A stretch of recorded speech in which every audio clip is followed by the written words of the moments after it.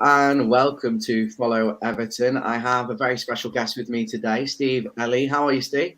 Right, mate. Okay. Well, I'm not, but I'm alive. I thought it's a bit of a difficult question to ask. I think every Evertonian across the country is waking up this morning utterly miserable after yesterday and after what's been going on over the past sort of 4 to 8 weeks. I think it's been really draining, hasn't it, Steve? Yeah, it's just been it's gone from bad to worse, and can't say it getting any better. If I'm being honest with you, there's no passion in the team. We're a team. Well, we're not even a team. We don't even play as a team, but they're playing as individuals. We're bickering with each other, and it's probably one of the worst Everton teams I've watched in many years.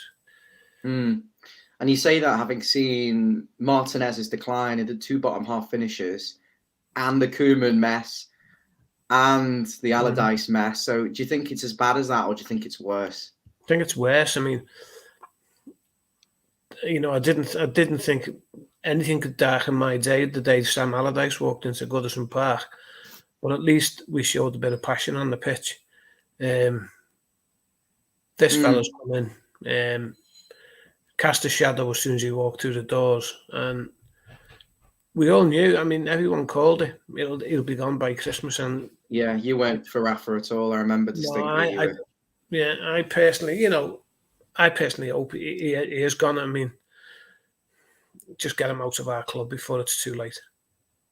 Do you think there's a possibility that he could actually take us down? Do you think it is that bad? I mean, there are a lot of catastrophization, from the fans. And I think it's 75% of Evertonians now want rid of Rafa Benitez. And there's 25% that I think it's trying to strip the emotion out of it as much as possible and think about what we could do as an alternative. And would you trust those up there to make the right decisions and bring a better alternative in? And I think the answer for some would be no. So what I would say to you is his time up? Could he possibly take us down? Do you think it is that bad, or do you think this is a lot of catastrophization? I do, yeah. I'm actually worried sick. I'm looking at other teams around us. We got torn apart at home by Watford, of all people, who would be below us. And you look at Burnley. I'm right, yeah, we beat them. But they're fighting now, and even so much as Norwich, you've got a second win now. I watch these teams below us, and it worries me because they are showing a bit of fight. They're showing a bit of passion. We've got nothing. It's, to me, I just think he's lost the dressing room. We've got a team of individuals who are just more interested in their own images and becoming models on the telly, and they're not there to fight for Everton Football Club. They're not, we talk about the dogs of war. We've got the dogs of wimp. That's how I feel. No, that's how I feel. They're not, and I'm going to swear now, they're nothing but a gang of shitbags who won't go in where it hurts, won't put a tackle in. You never see them with dirty shorts. They're a disgrace to they're an insult to the shirt at the minute. And there's only I can't argue with you. There's one man to blame. If you're at the rudder of the ship, you're to blame. Yeah. I find it hard to argue with you, Steve. I think, by the way, we're matching, I think, very similar anyway. Good taste. I think you're spot on. I think the sentiments that what you're saying will resonate with most of our watchers. And I'm going to bring a few people in here now. I've got Martin. Hi, Martin. Good evening. Thanks for joining us on the stream. Hit that like button on YouTube. Far worse in my lifetime. Can't think of worse. And how old are you, Martin? Let us know so we can provide some context. Is this the worst you've seen in your lifetime? Let us know. And Mark's coming in here, Steve. This is for you. He says, the thing is, Rafa, this is the biggest club he's managed. We're too big for him. Yeah. I like that, Mark. That little club from Walton, he called us. Yeah. Hit the thumbs up for us. And Martin's also saying he could take us down. I mean, you talk about the Norwich. What we're going to do, I know we're going to get a few things off our chest, and then we'll look back at yesterday's game and then preview Wednesday's fixture. But Norwich do show some fight. But are we really as bad as Newcastle, who haven't? I don't think they've won a game all season. And, they're going to be the richest club in the Championship. The expression says it all for me. Yeah. We'll be the second richest if we don't get rid of him. Are you really that adamant he's got to Yeah. go? Would you pull the trigger tomorrow? Yeah, I'd pull the ticket tonight. A proper one as well if it was close to him. Oh, God, okay. Honest to God, I feel that I feel that angry over them. I watched the game on Sunday. Well, I was at Man City last week, and 1-0, 1-0 down. We were still in the game, Yeah. right? And then he pulls a stroke of genius by taking Delph off, who was probably our best player on the pitch, and bringing Rondon on. And you just knew from that minute.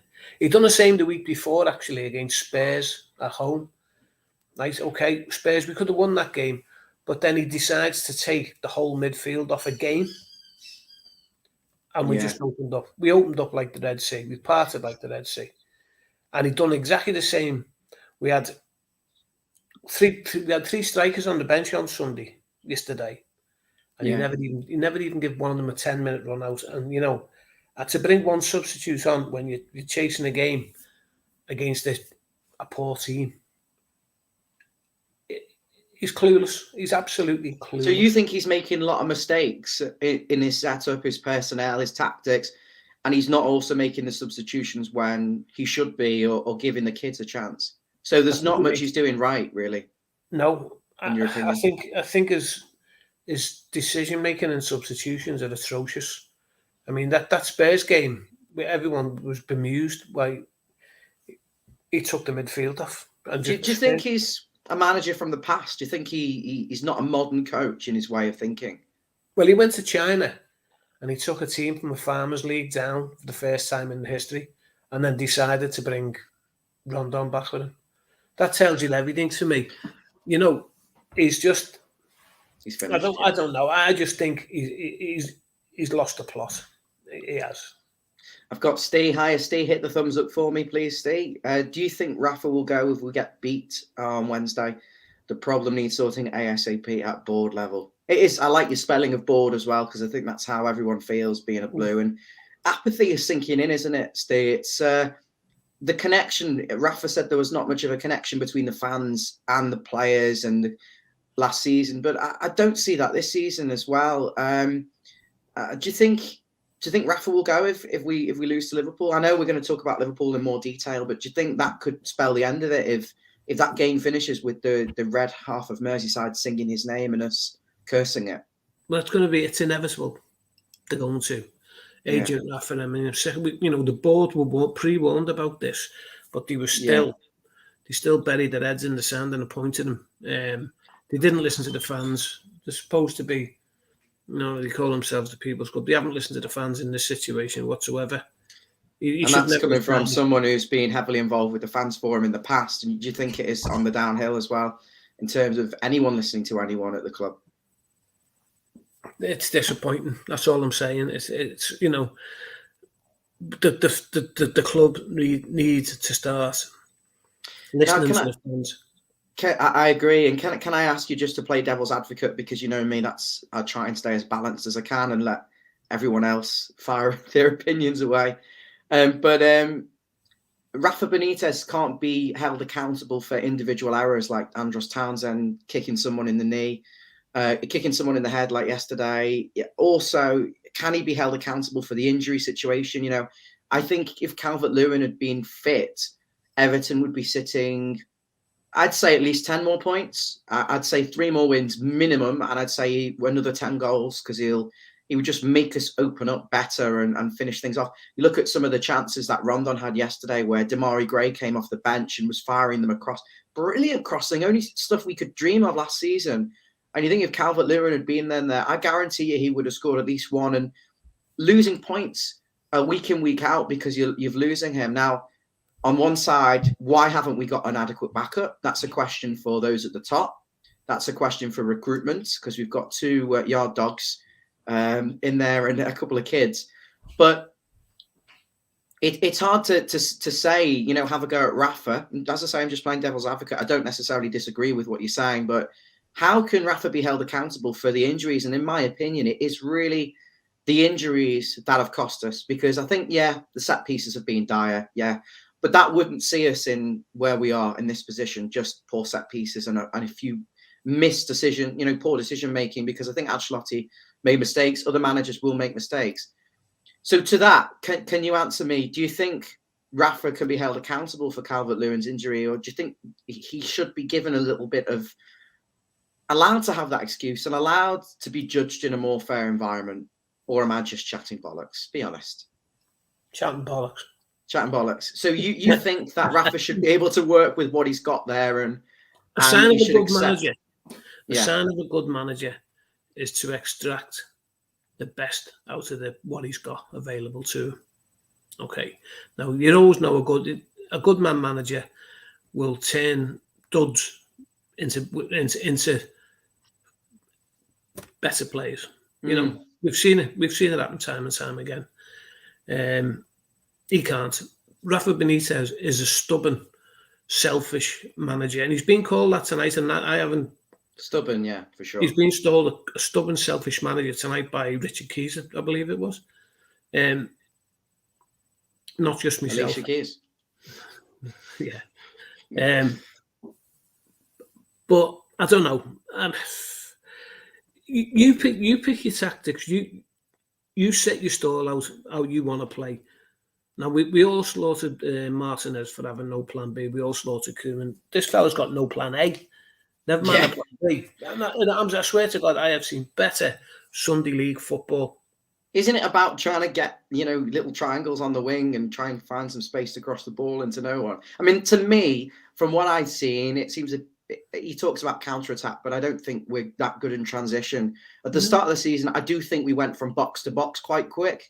I think that died off around the 5-game mark in, and the transition became much slower. The build-up became slower. I think it's still, it was meant to be a counter-attacking style and a crossing style.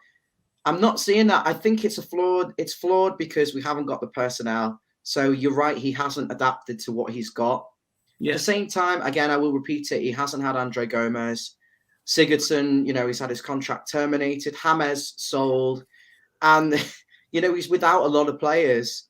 I'm not necessarily sure that some of these decisions have been done by him. I think maybe others have done that. And he's been unlucky, hasn't he, to some extent?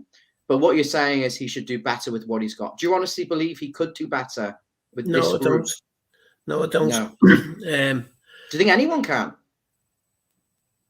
That's a sign of a good manager, whether you can get a good manager in and turn them around. Because at least a good manager, I believe, if you're looking, I'm going to name the two players who are an absolute insult to the Everton shirt.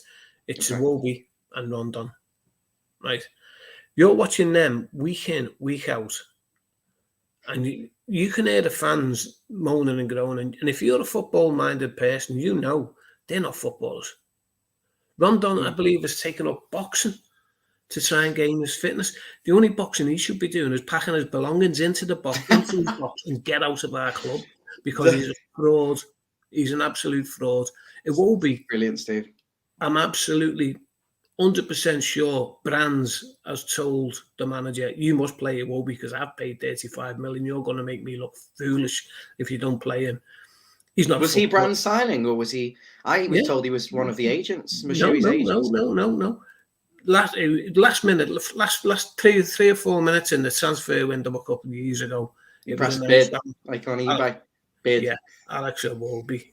And I looked at me missus then, and I thought, he's got to be kidding this fella, hasn't he? And I think I've said on here, so let's be, all right, yeah, Rafa's at fault, but Marcel Brands needs to give his head a wobble in this.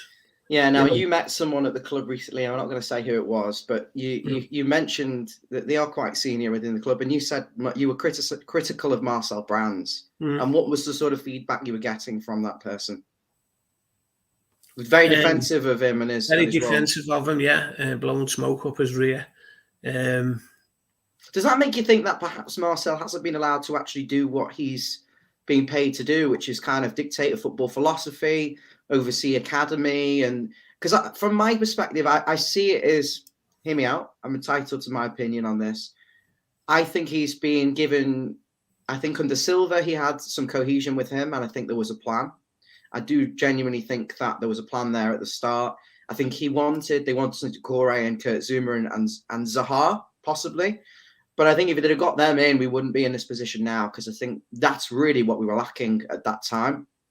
I think after that, I think once Silva was sacked, I think everything just went out the window, and Mashiri was like, my investment is failing. I've got a problem here. And he was chipping in too much and getting agents in his ear. And I think then at that point on, it's been a case more of the manager actually having more of a say on recruitment, because I think all of the signings last season were Ancelotti's.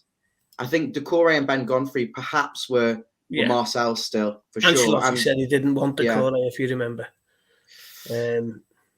Well, I mean, I think the manager just had too much of a say, and perhaps Marcel hasn't been allowed to do his job in a way that he'd have liked. It'd be interesting. He should come out and say, but he can't, because and that's he's very silent, isn't he? Very silent, because he knows, okay, he was the man who rubber stamped the Josh King exit. Now look what Josh King's doing for Watford now. So they get Josh King for nothing, and we get Rondon. No brainer. You take him back, and I've said this on here before. Mainz pre-season a couple of years ago, we sat outside talking to the Mainz fans about Jean-Philippe Gbamin, and they said he'll never play for you. They can't believe you're giving him £30-odd million. He will never play for you. That was a brand sign. Everyone was all right. Luca Dean was great first season. Luca Dean has been one of our worst players since he signed his contract. He's aimless. You look at the free kick he took yesterday. It's just, there's nothing. We've got. In fairness, I don't think he's been allowed to cross the halfway line this season until yesterday. I did notice a change yesterday. I'm going to say, I mean, we're going to disagree on things, of course, but I don't think he's played as well as he could. I think yesterday he was better because he did get forward, but the delivery was poor, and the free kick you talk about. But at least the intention was there. I have to say that when players do get a new contract, do they lose that motivation to perform? They're hitting those heights. At that stage, he's France's international left back, and he can command £120,000 a week. You know what we're talking about. So it's kind of like the pinnacle. He's like, where do we go from here? It works the other way as well, doesn't it? Fabian Delph contract's up soon, so he's playing like a man possessed now. So that tells you everything about the attitude of the players we've got at Everton. They don't give a flying one about Everton Football Club, or you, or me, or the thousands who follow home and away every week. Well, I told you about what happened with the shirt yesterday. Yeah. Well, you should tell the viewers what happened, but they're not asked about about the passion of the club, as long as they're sitting on the bench getting paid. Likes of Calvert-Lewin being allowed to go and do a Monday night football when we're playing a game away. That epitomises Everton to me. That shouldn't. If he's injured, you sit in the stands, you go and support your teammates. You don't dress up like someone off Heidi High and go and sit in the TV studio. Get a grip. We're Everton Football Club. We're better. We're not bitter. We're better. I agree. I don't think he should have been on TV. I think that was not the best thing for him, and not the best thing for us as a club to be hung out to dry, I suppose, on Sky Sports. What I'm going to very quickly say, I will come and talk about that shirt, and then I'll go to the comments and then move on to Liverpool at some point. If you're watching on Twitter, we can't see your comments. I know a lot of you are watching on Twitter. We can't see the comments. For some reason, they don't come through. And I know there's 14 of you watching on Facebook. If you're watching on Facebook and you haven't already subscribed to us on YouTube, please come over to YouTube, search for Follow Everton, and hit the subscribe button. I think we're close to 400 subscribers, so give us a bit of a hand and help us get up there, because we know we deserve more. Now, I told Steve about the shirt thing yesterday. So me and Mabsy were at the game. We noticed that the home team the away team bus, the Ellison's bus, was by the Clayton Hotel. And we saw some club officials, and they said, come back. The players are walking out 12:15. I had a shirt on underneath my jacket, so I was head to toe in Everton gear. Took my shirt off to get it signed. Ran across to B&Q, which was half a mile down the road, to get a Sharpie. Ran back. thought they'd probably sign my shirt because there's just me and maybe 5 or 6 other people there. And there was only one other person asking for a signature, and he was an Arsenal fan who wanted Alex Iwobi's shirt. I know. The players are coming out, and I'm going, Michael, can I have you? Would you mind signing my shirt for my birthday? It was a present. It's got my name and my age. I'm about 28. I thought these are, they'll see young lads, youngish lads, and I've got a shirt with my name on. A bit of a fanboy. I'm head to toe in Everton right now. So they'll come over and sign my shirt. And the only 3 players who came over was Anthony Gordon at first, so everyone ignored me. Everyone, to be fair, they didn't really acknowledge us. I think Pickford kind of acknowledged us, and Corey, but most of them just looked aimlessly at us and walked onto the coach, or didn't even make any eye contact. And I thought, we've been up since 5:30 in the morning. We've come down supporting you through thick and thin. You could just put your thumbs up, smile, or come over. It wouldn't have been much effort to do that. And it was only Anthony. Anthony came over, signed my shirt. And Mabsy said, play Ellis Sims to Rafa, who was walking behind him, onto the other coach. And Gordon was laughing. I don't know if you've seen it on Twitter, but Gordon was laughing. It's almost like he knows it's beyond a joke now that he's not getting a chance. So Gordon signed it, and Iwobi saw the Arsenal fan holding his Arsenal shirt up.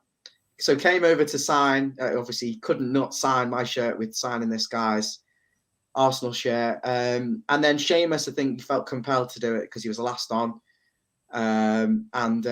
So, I mean, from my perspective, Rafa, they're talking about a lack of connection between the fans. I think the basics are, we are the People's Club. This is what you said to me before. The People's Club, you're there for the fans. Without the fans, you got nothing. Maybe see a few people who've come to support you onto the coach. Acknowledge us as a bare minimum. And, it would have been nice for them to sign the shirt. And I know the COVID thing, but it's their prerogative to do that still. And I think most of them are young lads who, I don't know how much they truly will care about that situation anyway. So it's an excuse. It's disappointing, but I think that highlights the fact that there is a lack of connection between the fans and the players. And I know if we get a chance, we should move on to that now. And actually, I know there's comments. I'm sorry. We will come to them. I'm sorry about this. But at the full-time whistle yesterday, Steve, I don't know whether you saw this because you weren't at the game, but the players came over to us and they were motionless. They were just stood still, motionless, almost just looking at us, not apologizing, not holding their hands up. They just stood still. And I noticed the away games that I've been to this season when we've lost, everyone just clears straight out the final whistle. I'd say most people are gone, especially if we're losing. Certainly at Man City, you were there. People didn't stay till the end. Now, yesterday against Brentford, people deliberately stayed behind to physically give them abuse and let them know how unhappy they were. I saw some fans saying, come over and face the abuse. And they were all stood there. And Seamus Coleman, hands on hips, was just looking at us as if to say, I don't know what to do. Or it's a case of, I've done everything I can, or there's nothing more that I can do. He might see it as he's a 33-year-old player who shouldn't be playing week in, week out anymore. And he wants the best. I've got no doubt he wants the best for Everton. But the look on all of their faces, Ben Godfrey, they were all just motionless. Rondon straight down the tunnel for a start. I think he doesn't want to be here. He's just not happy. He's getting so much abuse week in, week out, which, I don't rate the guy, unfortunately. I'm not going to sit and be personal towards him, but he should still, be with the group be with the group, come over and apologize to us, because we've got up, we've made the effort, we've travelled, and they just stood motionless. And in the end, Coleman puts his hand up and puts his other hand on the Everton badge as if to say, I care. But I just think there isn't really much more they can do. I think Rafa Benitez even said himself, they tried, they gave everything. Now, maybe this is their everything. Maybe they're just a poor bunch of players that don't have that. They've hit that ceiling and they can't actually give more than everything. This is where they're at. And I say that about someone like Rondon because he was blowing out of steam. At 65 minutes in, he was really struggling. And we were pressing as like what we do, Steve, seen it time and time again. We get near them. We get in the vicinity of them. Occasionally, one player will run after the ball and chase and hound down the keeper or one of the centre. It's never like a group press, like a press, really compressing you in and stopping you playing out. Maybe like we'd seen at the start under Ancelotti or the start under Koeman. I just think it's very haphazard, half-arsed press. The players haven't got anything more to give. And that worries me moving forward because we were only 3 players away from our best 11 yesterday. So it's not an awful lot of injuries in the context of it. You've just said there, Rondon was out of steam at 65 minutes. We had 3 strikers on the bench. Yeah. 3 strikers. The manager makes them decisions. The manager's responsible for that. Not the board, not the fans, the manager. But what if they're not good enough either? What if they're even worse in his eyes? He shouldn't be on the bench then. I think you were right about bringing on someone like Dobbin for a bit of movement, but at the end of the day, we just needed a finishing touch yesterday, didn't we? And Rondon's always behind the play, or he doesn't anticipate what's going to happen. No. He's a reactive player. I mean, he's another, like Iwobi's the same. There'll be a pass made and he'll go, shit, I should have been there. And then make an effort to try and get it and then throw his arms up to say, oh, thanks for that. What did you make of the performance then yesterday? Did you expect that? What could we have done more possibly? Is it just a case of we needed another striker, we were unlucky? I would have, what I'd have done there yesterday, and people will probably laugh at me now. I'd have played Decore, Allen and Delph in the midfield. Yeah, I said that in the preview. I'd have tried to have bossed the midfield. Okay, I'd have left the Iwobi out. I'd have left them selling the programmes. I'd have played that. I'd have gone for a solid midfield, which would have took a little bit of pressure off Decore with us being his first game back as well. I agree on that basis as well. I did say that in the preview. Because you're expecting him to do box to box and his first game back. You need someone in the hole then. So I'd have played them 3. Very surprised to see Damari Gray on the bench, but I was made up at the same time. But I would have given Sims, I'd have played Townsend back, and I'd have put Sims or maybe Dobbin up front with Rondon. He's always going to start Rondon. He's always going to start him. He brought him home from China in a box. Teacher's pet. Yeah, so he's always going to play him, and I'd have put one of the youngsters next to him to do the running, maybe just to do the running for him. To try and get into them positions where Damari Gray was putting the ball in, because he hasn't got the legs to do it. You'll be pleased to know he's not going to start again, and on Wednesday Richarlison's back and Calvert-Lewin apparently is a week or 2 away. So don't rule out this agent fella, mate. I'm telling you, after time, half me thinks he's doing it on purpose, knowing he'll get the sack and walk away with a couple of £1 million payoff, and then go back and support the Reds. And then go be immortalised across the park, the hill of piss, for taking us down. And that's the worrying thing about it. I know. I said that yesterday. What's the worrying thing about it? The most ironic thing. Martin says he's 55. Hi, Martin. Obviously, we had your comments right at the start. So in 55 years, he's seen nothing worse. And Brian, hi, Brian. He's saying one of the worrying things is that we have a board that are worse than lower league teams and division teams. This is a bad thing. What do you make of that comment there? I think it's the board are inept. Yeah, I do myself, yeah. Because we've got Ken right here. I mean, people call what you want of him, but he's got jobs for the boys. I mean, Unsworth to get him a job. Unsworth, he's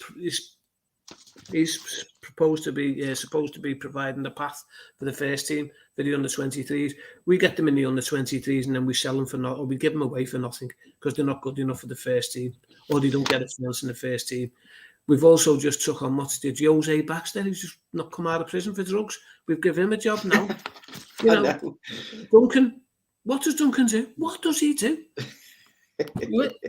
He sits on the bench. He doesn't even get up now because I think he's been told by the waiter to sit down. Yeah.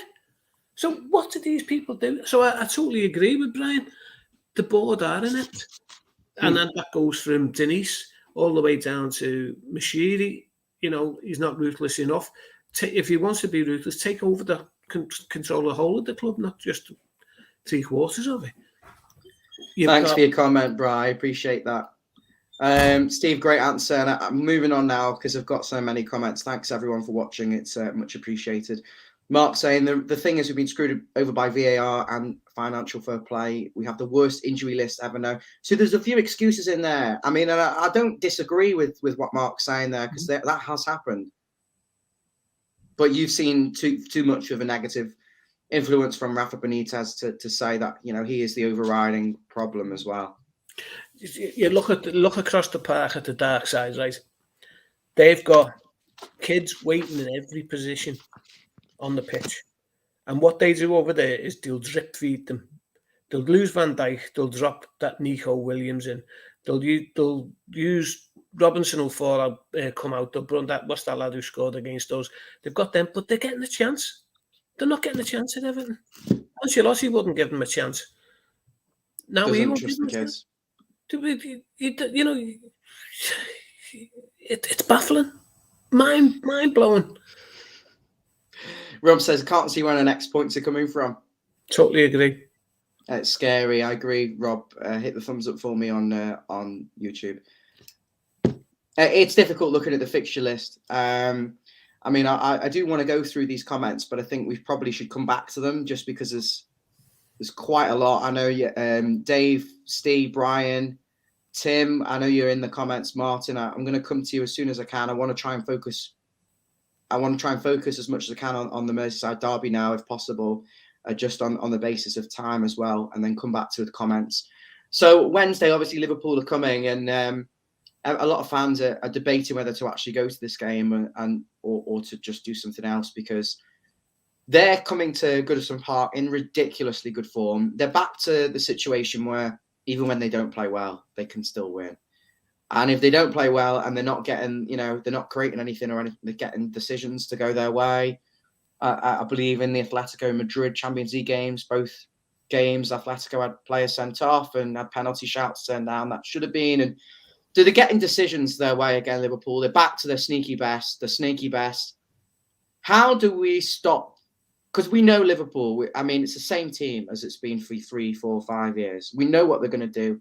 The high press, Mane, Jota, Salah, cutting off the left, cutting off the right, fast football, full-backs playing as wingers, Van Dijk on the halfway line. We know what we're getting from them. I think every Everton fan knows what Liverpool play like, so we don't even need to go into too much detail. But how can we stop that with this group that are so low on confidence and really look like we couldn't beat a pub team? We'd struggle against the Walton Road Football Club, the halfway house of the football team. Probably lose to them. Firstly, I just hope the devil has a night off, because they're the devil worshippers club, aren't they? They get honest to God, they're the devil's club, I call. I don't even give them the name of our city. They're the devil's club. They always have been. They always will be. Hate them. Satan. Yeah. The only way to stop them, shoot them all. We said that one of the boys said to Alex Iwobi yesterday, obviously bear in mind he's right next to us. It's like a face-to-face conversation going, I think it was Alex, shoot Salah or snap Salah, and he laughed. Because you're at the point where that's all you could do. He couldn't up a duck, never mind it. We're at the point, the only way we're getting a win is if you get down there and start sniping them. Or Snow calling the game off would be quite beneficial. I said a bit of a COVID. If I'd have had COVID on my a mild strain, I'm making it clear now before anyone kicks off, a very, very mild strain of COVID on that Sharpie pen that I gave to Iwobi and spread that round and get the game called off. Because I honestly think that's the only way we could save ourselves from the depression that we're going to feel on Wednesday night. Do you know the booing at the end of the Brentford game yesterday? Yeah. Now that could actually work as the kick up the arse they need. Could a derby make or break us as well? I think could it really give us a hand? Because so they say form goes out the window. They're going to play for the shirt, apparently. And I think recently, certainly last couple of seasons, we've done okay up to the derby, and then the derby's wrecked our season. I really hope it's the other way around now, where it will galvanise us. And I'd like to have been in the dressing room this morning or on the coach going home last night and listen to the discussions about what the reactions of the fans were to them. Now, like I've just said, that could work as We don't give a can't be fuck. asked. Yeah. Yeah, or don't want to be innocent of that again. Let's get stuck in. We need to turn this around. So do you not have an authority? Is there no authority that should be coming in, like Marcel Brand's there, and say, look, you're losing the fans, people are losing interest, and they feel like you're not delivering, they're not putting the effort in, first and foremost. You're not putting the effort in. But while he's sitting pretty, not coming out and speaking to the fans, not coming out and being public or telling the fans what's going on, he's not asked. And that's what I'm saying. That banner that they unfurled, we demand no Saturdays. Everyone knew what that was about, but the people it was aimed at, that's just water off a duck's back to them. They're getting mega bucks salaries for failing. So they're not asked about a banner. I think the way around this on Wednesday is, like I said before, throw Delph in that midfield with Decore and Allen. He will do that, I'm sure. I'm certain. Townsend back. You've got the Richarlison coming back in. Throw him up front. Okay, and bring Damari Gray in. Okay, so there's it's the back four. There's not a player in the back four, I would say, is worthy of a shirt. Coleman, for his effort, yeah, he's 33. But what the first thing they're going to do is bang Salah straight on him. He's going to be torn a second arse tomorrow on Wednesday. They're too fast. Luca Dean, God, he's not a defender. He can't defend to save his life. He's always getting caught on the inside. So they'll tie him up. They'll tie him in knots. Ben Godfrey. Watch, if you look back at all the goals we've conceded at set pieces, right? Ben Godfrey is the only centre half, and I'll show you what he does. He goes up for the head and he goes.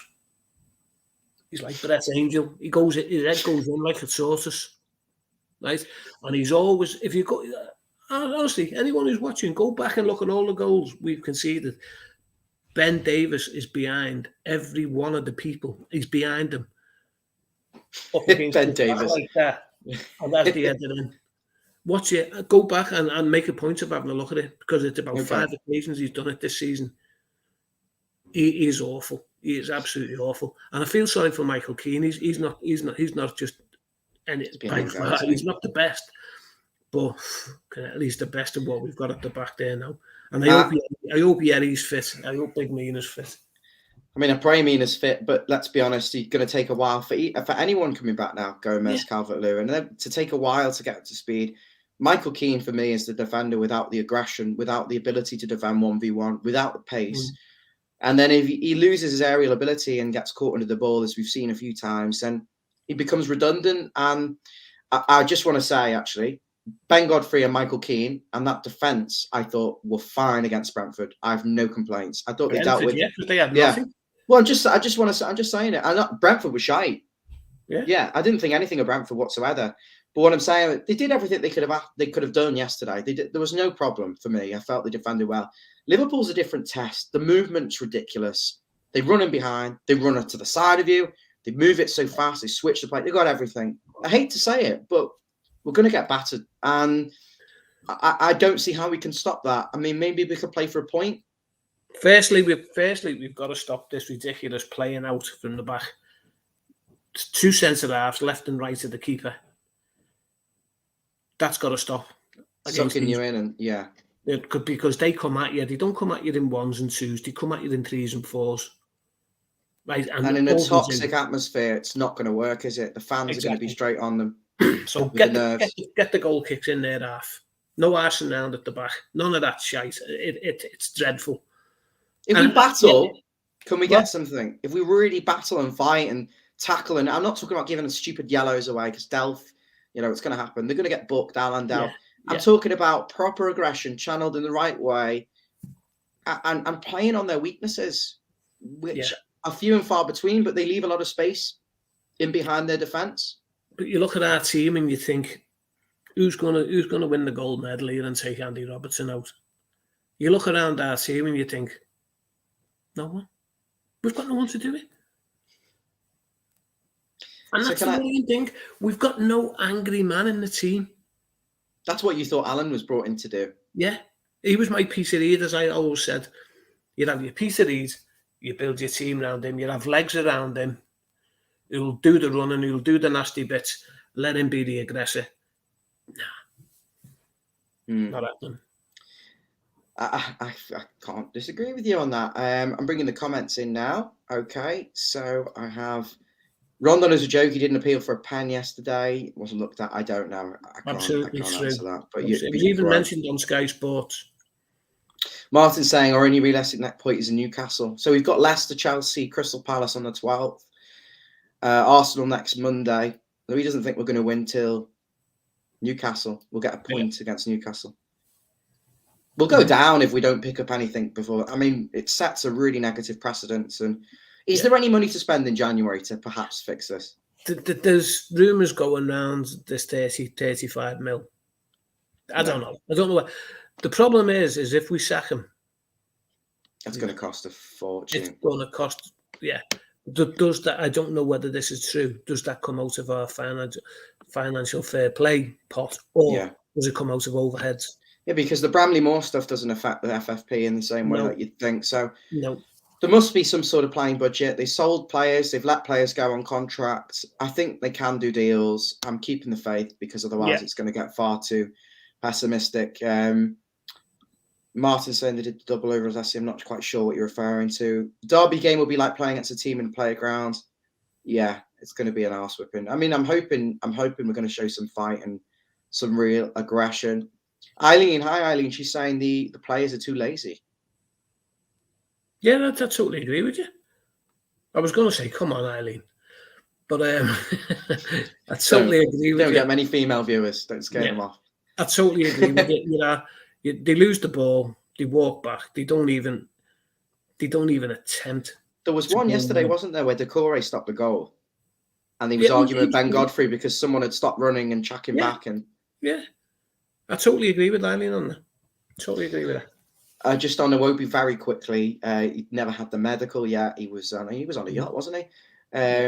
Spineless, no passion, willingness, wanting it enough, and that has to change. And if you can't motivate yourself for a derby, I think there's no chance of ever motivating yourself again. Thanks for your comment, Bri. Hiya, Tim. Thanks for watching. Tim says, I think Rafa wants to get Everton relegated, save Newcastle from being relegated next season. I think if we don't get shot of them, we're both going to be playing each other again next season. That's a good comment, Tim. Thanks.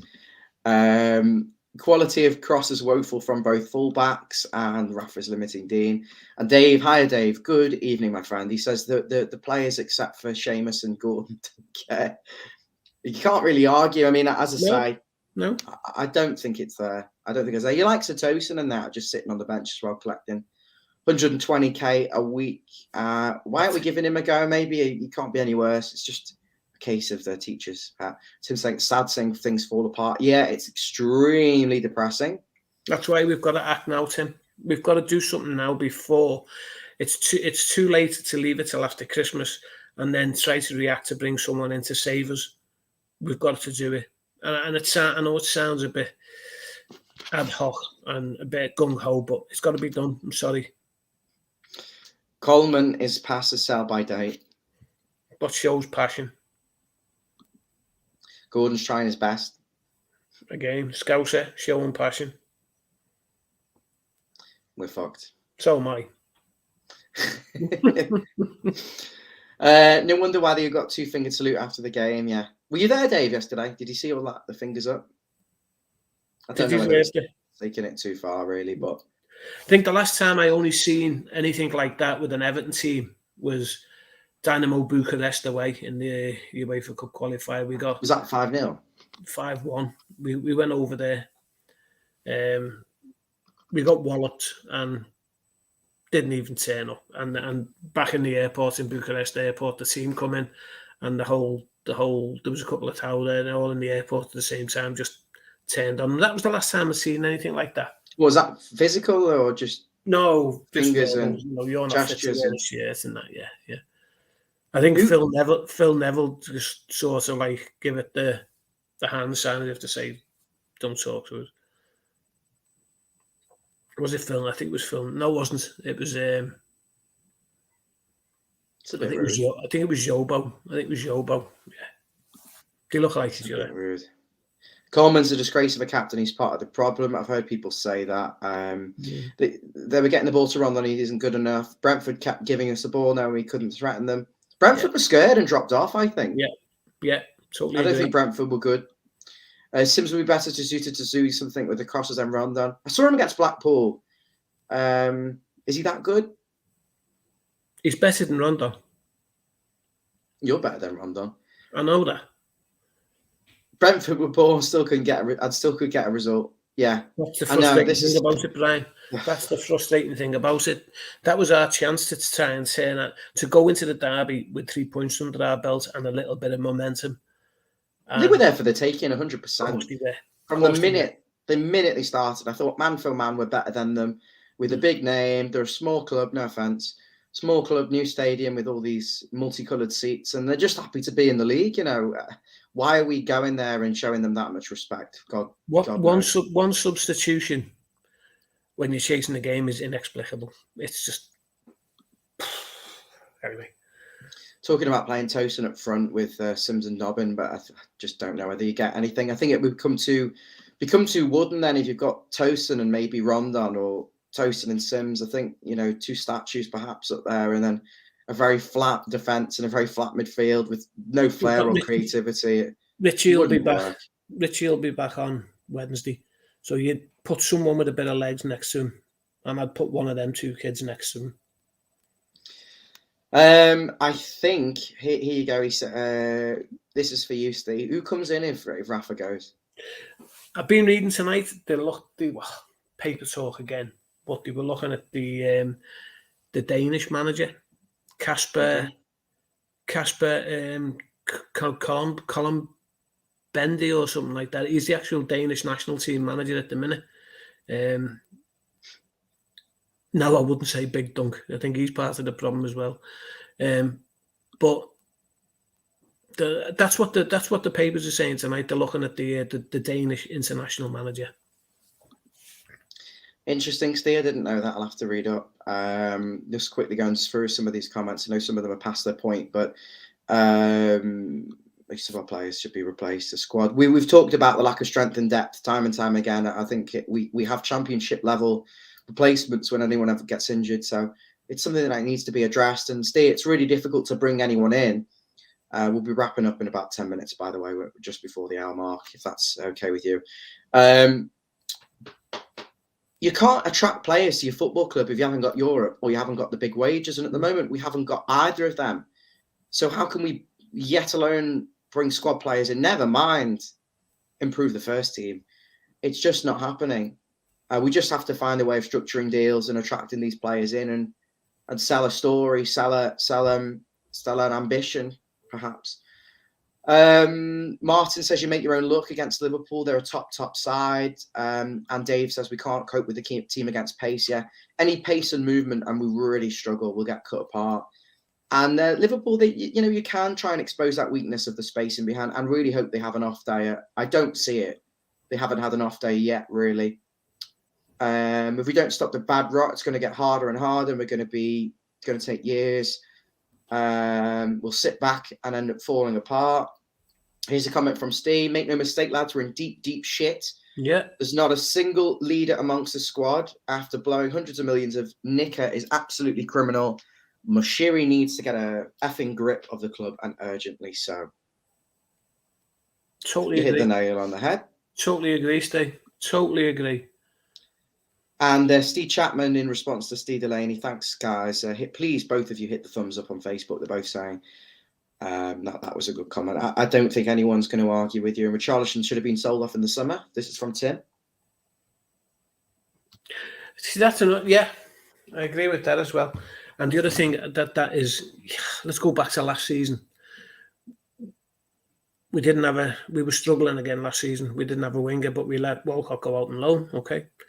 Moise Keane again this season. We're left with Rondon up front.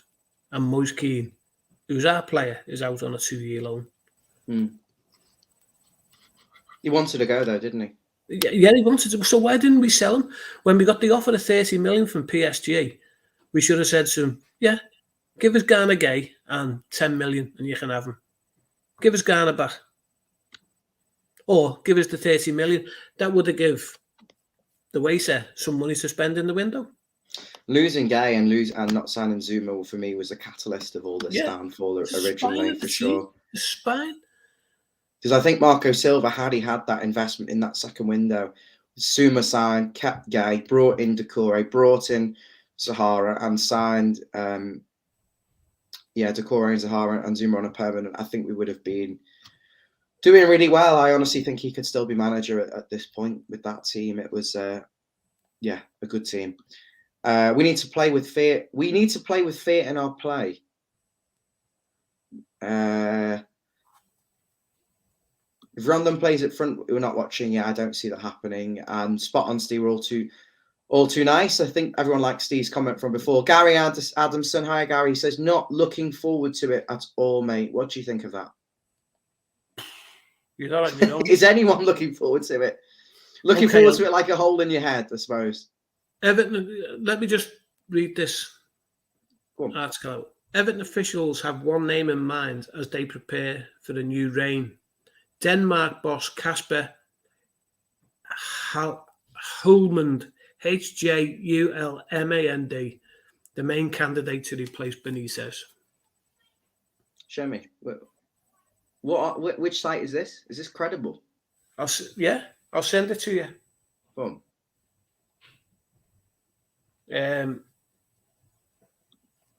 For £40 million down with Gylfi Sigurdsson, Mud Sticks. Someone told me about the Sigurdsson. I don't know whether you heard anything. He was targeted while he was at Swansea by a gang. Yeah. That's why the girl. She's actually 20 now, apparently. And they were blackmailing him for money, and he's been paying it for years. Yeah. And then in the end, he said enough is enough. Yeah. Because it's got to stupid money, and he's handed himself in, and then the club have terminated his contract. So that's what I've been told by a few people now. Yeah, because he admitted it. So why would that take so long to go to sentencing? If he's admitted it? Well, they must be looking into the blackmailing side of it, because they must be putting a case together, not just against him, but against her and the Eastern European racketeering ring that's involved. For setting them up. Yeah. And effectively trapping the player and, because if she's got sex on his phone, so is he. And if she's saying she's... That's another issue. I know. That's another issue. You can talk about that to the cows come home, I think. Jeff's saying a burst condom is worth more. They're right on. Cheers, Jeff. Yeah. That like button for us. Fantastic. Really good stream, this. It's not the tactics. Players are terrible. Tactics are terrible. And the youth players are refusing to sign contracts. Lewis Dobbins, the latest one. Thierry Small, yeah.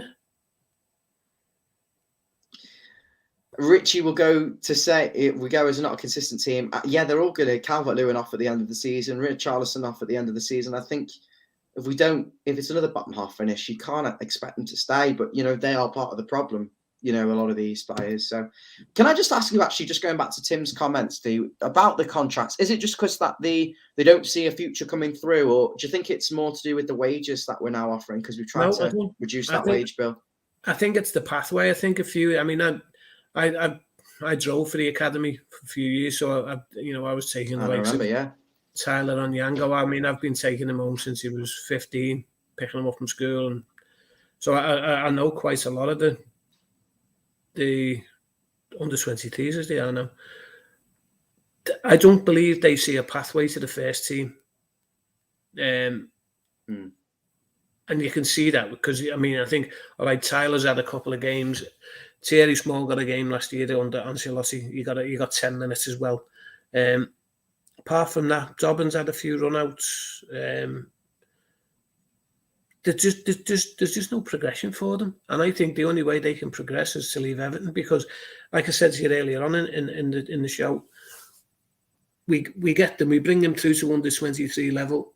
We get them there. We get them on the periphery of the first team. We give them away or sell them for buttons. They don't get a chance. So I can understand why they're hesitant because. Did you pick up anything from them though when you were dropping them home? Did they say anything to you about these sorts of things? No. I've got to say they were very professional at all times. Yeah, they weren't saying, "Oh, I'm fed up," and no. But that's you listen. you listen to the parents talking and in the canteen and things like that, and they're saying he's going nowhere, and Man City have looking at him, or another team's looking at him, and they just don't get. In my opinion, they're not getting a chance. They're not getting the chance they deserve after kids. Would you like to see Onyango involved? Yeah, I would. Yeah, he's a big lad. He can play a pass. He can score a goal. He's got a hell of a shot on him. Yeah, he's not scared to tackle. He's a big lad. He's a Patrick Vieira type of player. Patrick Vieira was his idol. Yeah, you noticed that in him when you were taking him. He was a good lad. I think level-headed and really respectful, nice kid. You know what I mean? Perfect. John says we can't be starting Rondon. Keep the kids up front. Yeah, I mean at the game on yesterday, and of course I was there, and all around me making friends with the Blues, and they were saying get the kids on, get Sims on, get Ron. I was hearing it. It was non-stop, and it was like the justification for it. You could hear it. It was very, very repetitive, and I was thinking in my head, they're not the answer though. Really, this is a much bigger problem than just a case of bringing a couple of kids off the bench and giving them a go. But yesterday, right, it was the option to do it. We're chasing the game 1-0 down against a bad team. We've got a centre forward who was out of steam at 65 minutes, and three attackers on the bench, and not one of them come on. I think that was a lot of the frustration. Steve Challenor says, that's my girlfriend's dad. Do you think Everton will concede 12 or 15 in the first half against Wednesday? On Wednesday? More likely to be 15, I think, at this rate. How many points before they go in? Yeah. Pay as you play only. Soon get the better out of them. I think if football would be a great place if you could do that, those sorts of deals now. But it just doesn't happen anymore. There's far too much money in the game. I think the last time we did that was Louis Saha, and it worked out quite well for us, I suppose. Dave Weston, when these players are sitting on the bench week in, week out, watching the likes of Rondon ahead of them, no wonder they want to leave. Well, that was the comment I said to Steve before about young Anthony Gordon smiling and kind of laughing when we joked with him yesterday before the match at starting Sims. It's like they know. And I think when you've got Calvert-Lewin up front, instantly you're more motivated. You've got that target man. You know you've got someone who's going to put the ball in the net. And I think that inspires you and that breeds confidence. And I think that really helps the team. I think because goals are the most important thing in football. So without him. Yeah. But he's not going to come straight back into the team and start banging them in. He's going to need at least 3-4 weeks to get into the rhythm, to get into his game again. By the time he gets his Jimmy Choos off and gets his boots on. And we need to stop him getting injured, and we need to just try and prevent injuries in general because it's become a farce. And this is what Jeff says. I don't know why we've got too many long-term injuries, and he's looking at his training too intense. It doesn't look like it from my perspective. Well, they got rid of Donachie, didn't he? The Donachie was the head of sports science and injuries. So they've swapped him now. They've brought some, I think it's another Spanish fella in. So they have made a change there. So let's see what happens.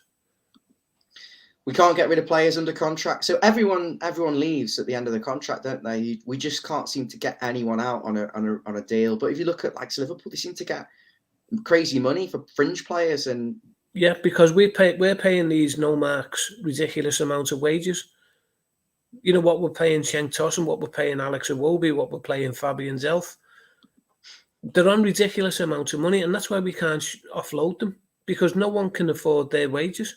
So they sit it out, then they go on a free. We get nothing, and they get a big wedge. And that just reinforces what you're saying about them being mercenaries, doesn't it? Really, it's bad management. But as individuals not wanting to go and play football as well on lesser wages, it does show that they. Fabian Zelf's the prime example. Every transfer window, he gets injured, so no one can sign him. He's quite content to sit on that bench and take his big wage check every week, right? It's only now he's in the last year of his contract, coincidentally, that he wants to start and fight for his place. No brainer, innit? And he gets a 1-year extension. We'll never recoup the money we've paid for them anyway, of course. Yeah, for sure. And Steve says Rondon moves like he's wearing rigger boots. Wednesday could be a massacre, dreading it. Yeah, hard to disagree. And Jeanette, hi Jeanette, she says, can't rely on one man. We have a squad. There should be sufficient players to cover each position. I mean, that is the epitome of everything we'll be talking about, really. The fact that you can come into a game where you've got your backup left backs on loan at a different club playing week in, week out, Standard Liège. Your backup right back has made one appearance for 5 minutes off the bench all season because he just isn't the level required, and never has been. And your cover at centre half just isn't there. The weakest piss in there, and that midfield. There's not a variation of player. They're all very similar in there. They're all sort of like small holding midfield types, and there isn't really anyone who can, with any flair or create. I miss Arteta. Someone we were saying before the game yesterday. Who would you have back? Pina, Arteta, Cahill, Fellaini, all four of them. Of course, but that's just what we need. A bit of variation. We haven't got anything different off the bench, and this is the problem. For a young man growing up, maybe supporting the club now, and I'm sure there's plenty of you watching who are of a younger age than us even, maybe your teenagers watching this, and you're thinking, well, you've seen Everton win nothing, and there's no one to idolise anymore, is there really? There's no one you can look up to and say, that's my idol, and not like in previous years, perhaps. No talisman at the club. I can't remember the last time we scored a goal where the balls come through the middle on the floor for the striker to run onto. Liverpool derby away last season. James. You sold him. I said don't sell him. Everyone wanted rid of him, but he had quality. Everything, Everton are too predictable. You can read them like a book. You know what they're going to do. Try and get the balls down the flank, bang the ball across the box, and no one's there. Which might work if Calvert-Lewin and Richarlison are in the box, might I add. If you've got them two forwards in there and Decore running on as a late, and you can deliver good crosses, then I for sure, I think we will score goals, and we could be quite effective doing that. But you need a plan B. And that plan A doesn't work right now. And I think our plan A yesterday was give it to Gordon, let him cut inside and glass it back. One of the viewers said before the quality of the crosses from the left back and right back, and I totally agree with him. Luca Dean hasn't had one assist this season. Not one assist. And that was official because it was on Sky yesterday. Sound like a cop out there with a Sky season ticket, don't it? That's terrible. And Seamus Coleman, well, I don't know what's happened with his crosses. He doesn't even beat the first man with them half the time now. And finally, Jeff says, Adrian Heath was my hero. Tim Cahill was a good idol, and he's had nothing since. Yeah. Never replaced Tim Cahill or Arteta. Right, guys, thanks for watching. I know we've gone off topic and we've talked about so many different things today. I don't think it necessarily was just about the Merseyside derby. I think even that was only a 10 or 15-minute segment. And also we talked about yesterday's game. Steve and I haven't caught up in a while, so that's why we've been talking about so many different things. And I think the viewers, from what we can see, have appreciated it, given the amount of interaction that we've had and the really good numbers. I think we've had about 30 people on average watching live throughout, which is good for a Monday evening when Coronation Street's on and when people are getting in from work and actually want to switch off from Everton, in fairness. And so it's been good. I've really enjoyed it. Brian says, take care, lads. Thank you, Bri. Guys, hit the subscribe button. I'm going to bring this brief message first from Lucas. It's Lucas Dean. Follow Everton. Subscribe. Yeah, of course. See you later, Lucas. Got to respect him for that. Steve, thanks for joining me. I'll check in with you soon. I'll also do that email you told me to do. And you're welcome. Please send me the information about the charity thing you were talking about as well. So I can plug it on here as well, because local listeners will be really interested. Just one word to all of you is just keep the faith, boys. Keep the faith. Rafa's never going to be bigger than our club. We're Everton, and don't forget it. Up the toffees. Let's fucking do them. All the best. And we're finishing up now. You rewatch the video. You can see it on YouTube and Facebook in a few minutes. But thanks, mate. Hopefully we're not going down. Right, guys. See you soon. Take care. Make sure you subscribe. Share the video on Facebook. Share it wherever you find. Tell your friends about us. We'll be back. I'll be back after the Merseyside derby, or I might not actually be if it's that bad that I go into hiding. So in which case you might see me before the Arsenal game. And I hope, Steve, you'll join us again at some point around Christmas for one of the games when you've got something you want to get off your chest. Thank you very much, mate. And do send me that message. Thanks. Take care. You're welcome. Bye.